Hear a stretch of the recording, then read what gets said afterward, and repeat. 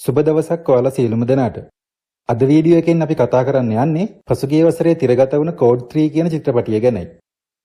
මුලින්ම මේ චිත්‍රපටියේ නම ගැන කතා කළොත් කෝඩ් 3 කියන්නේ හදිසි ආපදා සේවාවන් වල භාවිතා කරන ටර්ම් එකක්.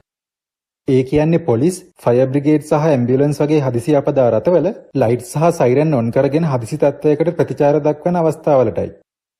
ඉතින් මේ හදිසි තත්ත්වයන් සහ ඒ අවස්ථාවලදී ඇතිවෙන ආතතීන් ගැන තමයි මේ ෆිල්ම් එකෙන් ප්‍රේක්ෂකයාට පෙන්වන්න උත්සාහ කරන්නේ.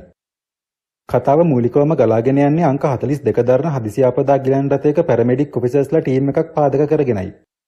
අධික තෙහෙට්ටුව සහ මහන්සියට සරලන වැටුපක් නොලැබීම නිසා තමන්ගේ රැකියාව අත්හැරලා දාන්න අදහස් කරගෙන ඉන්න පැරමෙඩික් ඔෆිසර් කෙනෙක්ට පැය 24ක ෂිෆ්ට් එකක් ඇතුළතදී මුහුණ දීමට සිදුවෙන සිදුවීම් මාලාවක් හේතුවෙන් ඔහුගේ ජීවිතයේ උඩියටිකුර වෙන ආකාරය තමයි මේ මූවි එකේ කතාවට පදනම් වෙලා තියෙන්නේ.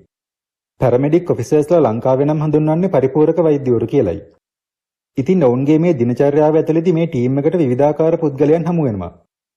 හරියටම කියනවා නම් පැරමෙඩික් ඔෆිසර් කෙනෙක්ට ඔහුගේ රැකියා ජීවිතය තුළදී අත්විඳින්න සිදුවෙන සිදුවීම් සියල්ලක්ම වගේ අපිට මේ චිත්‍රපටය තුළදී නරඹන්න පුළුවන්.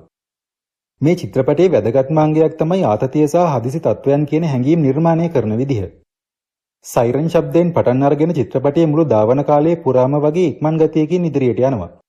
සමහර වෙලාවට ප්‍රේක්ෂකයෙක්ට හිතෙන්නත් පුළුවන් Tamanම හදිසි ආපදා වාහනයක් ඇතුලේ ගමන් කරනවා කියලා.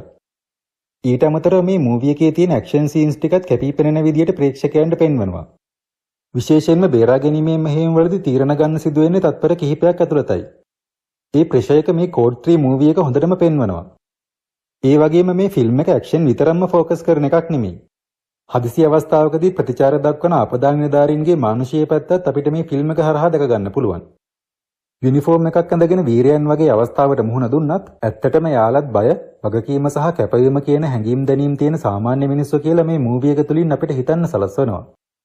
කාස්ට් පර්ෆෝමන්ස් ගැන කතා කළොත් සැබෑ ජීවිතය තුළදී පැරමෙඩික් ඔෆිසර් කෙනෙක් දැඩි පීඩනය යටතේ වැඩ කරන විදිහ ඇක්ටර්ස්ලා විසින් ප්‍රේක්ෂකයන්ට හොඳින්ම දැනෙන ආකාරයට ඉදිරිපත් කරනවා. IMDb රේටින් එකේ 7.2ක් සහ Rotten Tomatoes එකේ 178ක ඉහළ ගණන් ලබා ගන්න සමත් වීමෙන්ම ඒ බව ඔප්පු වෙනවා.